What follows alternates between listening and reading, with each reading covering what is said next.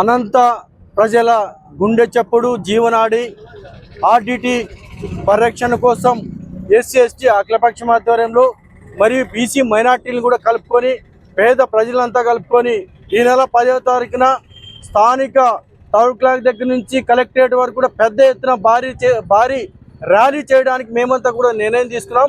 ఆ యొక్క కార్యక్రమానికి ఆర్డిటి పరిరక్షణ కోసం, ఆర్డిటిని కాపాడుకోవడం కోసం మనం ఏదైతే హక్కుల ద్వారాగా భారత రాజ్యాంగం డాక్టర్ బాబాసాహెబ్ అంబేద్కర్ ఇచ్చిన రాజ్యాంగ స్ఫూర్తితో అదే హక్కులతో మా యొక్క హక్కులను కాపాడుకోవడానికి, ఆర్డిటిని కాపాడుకోవడానికి యొక్క కార్యక్రమాన్ని పెద్దలంతా నిర్ణయించారు.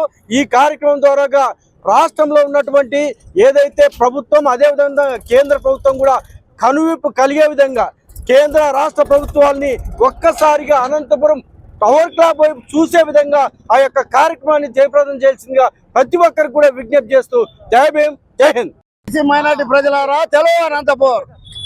ఈరోజు అనంతపురం జిల్లా కేంద్రంలో ఉన్న డాక్టర్ బిఆర్ అంబేద్కర్ విగ్రహం ముందు ఎఫ్సిఆర్ఏను రెన్యువల్ చేయాలనే ఉద్దేశంతోనే మరి ఎస్సీ అఖిలపక్ష కమిటీ పొలికేగా ప్రెస్ మీట్ ఏర్పాటు చేయడం జరిగింది.